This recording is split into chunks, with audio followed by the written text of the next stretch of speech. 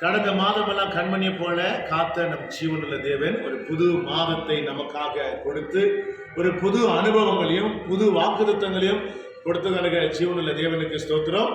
இந்த நாளிலே, இந்த டிசம்பர் மாதத்திலே மகிழ்ச்சியான மாதம், பண்டிகையின் மாதம், ஆசிரிக்கிற மாதம்.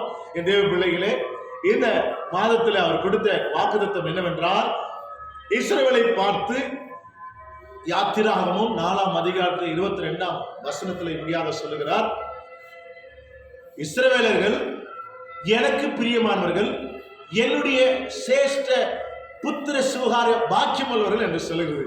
இதை நீங்கள் அடைய வேண்டும் என்றால் நீங்கள் ஏற்றுக்கொள்ளுகிற ஒரு காரியம் என்னவென்றால், நித்திய ஜீவனத்துக்கு ஏதுவாக இயேசு கிறிஸ்துவை சொந்த ரட்சகராக ஏற்றுக்கொள்ள வேண்டும். யார் இயேசு கிறிஸ்து சொந்த ரட்சகராக ஏற்றுக்கொள்கிறீங்களோ உங்களுக்கு நித்திய ஜீவன் கிடைக்கும். அதே மாதிரி அதோடு கூட சேஷ்ட புத்திர சுகார பாக்கியமும் கிடைக்கும். இந்த நித்திய ஜீவனை அடைய வேண்டும், சேஷ்ட புத்திர சுகார பாக்கியம் நீங்க அடைய வேண்டும் என்றால், ஆண்டவராகிய இயேசு கிறிஸ்து ஒரே பேரான குமாரன் இருக்கிற இடத்துல உங்களை அவர் வைக்கிறவரா இருக்கிறார். இந்த பிள்ளைகளே, அவர் எப்படி இருக்கிறாரு, அவரோடு கூட நீங்க எப்படி உறவாட வேண்டும் என்றால், அவர் வார்த்தையாகிய தேவன், அவர் வார்த்தையா இருக்கிறார். அவர் ஆவியாகிய தேவன், ஆவியா இருக்கிறார். அவர் அக்கினியாக தேவன், அவர் அக்கினியா இருக்கிறார். அவர் ஆட்டுக்குட்டியான தேவன், அவர் ஆட்டுக்குட்டியாக ஏற்கனவே பலியானவராக இருக்கார். அவர் இந்த உலகத்துல பரிபூர்ணமான மனுஷகுமாரனாகவும் இருக்கிறார். அது மாத்திரமில்லாத அவரே தேவனுடைய ஒரே பேரான குமாரனமா இருக்கிறார். என் தேவ பிள்ளைகளே, இந்த ஆண்டவராக இயேசு கிறிஸ்துவை நீங்கள் ஏற்றுக்கொண்டீர்களானால் உங்களுக்கு நித்திய ஜீவன் உண்டு.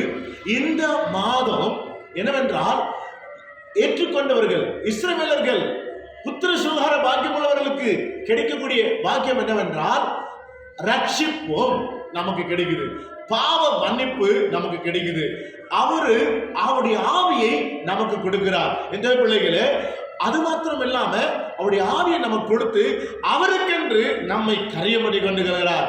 இந்த பிள்ளைகளே, அவர் நமக்குள்ள வந்துட்டா உங்களுக்குள்ள சமாதானம் இருக்கும், உங்களுக்குள்ள சந்தோஷம் இருக்கும், உங்களுக்குள்ள அன்பு இருக்கும், உங்களுக்குள்ள ஒரு தனி பலன் இருக்கும், உங்களுக்குள்ள ஒரு அற்புதங்களும் அடையாளங்களும் ஹீலிங் இருக்கும், சுகமளிக்கிறது இருக்கும்.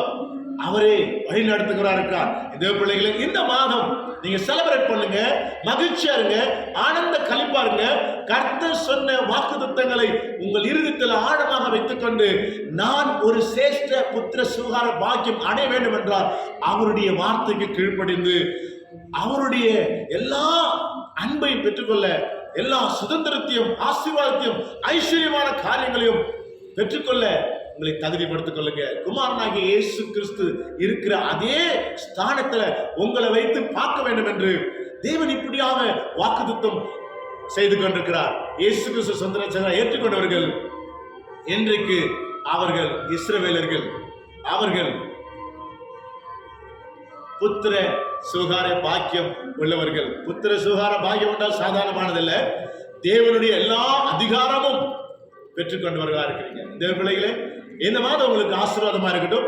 செபிக்கலாம். எங்கள் அன்பும் இரக்கமும் நிறைந்த மகா உன்னதமான தேவகுமாரனே, உங்களுடைய கிருபையும் உங்களுடைய தாயோட மகத்துவம் உங்களுடைய பிரசனமும் இதை கேட்டுக்கொண்டிருக்கிற ஒவ்வொரு வேலையும் மகத்துவமாக இருக்கட்டாச்சா, ஆசீர்வதிங்கப்பா. உமக்கு நன்றி ஆண்டவரே. இந்த மாதமானது நீ சொன்ன ஒவ்வொரு வார்த்தைகளும் ஆனந்த களிப்பும் மகிழ்ச்சியும் தகப்பனே, உம்முடைய அன்பும் பரிபூர்ணமா பெற்றுக்கொள்ளட்டும். இந்த மாதம் தகப்பனே, இந்த வாக்குத்தத்தம் சொன்ன பிரகாரமாக புத்திர சுகார பாக்கியம் பெற்று இருக்கிற எல்லாருக்கும் சகல அதிகாரத்தை கொடுத்து ஆசிரியத்து வழிநடத்துங்க. அவங்க வீட்டுல இந்த மாதம் ஒரு தனி மகிழ்ச்சி கிட்டப்பா, இயேசுவின் பலமுள்ள ஜீவனுள்ள நாமத்துல பிதாவே, ஆமென். இதோடைய பிள்ளைகளே, இதை கேட்டு நீங்க ஆசீர்வதிக்கப்படுங்க.